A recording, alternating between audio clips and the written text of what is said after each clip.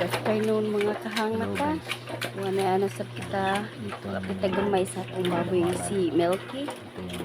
Murag katulong na niyang buntis karon mga kahang mata. Murag dako-dako po siya tiyan karon kahang mata no kay murag bata na magid siya sa ihang tiyan. Sobra di kayo kainit kahang mata mo nang buhay jud intay sabad ani niya. Kay grabe jud kainit karon. Luoy kayo ang mga baboy kahang mata karon. Ang panahon na sobra kainit.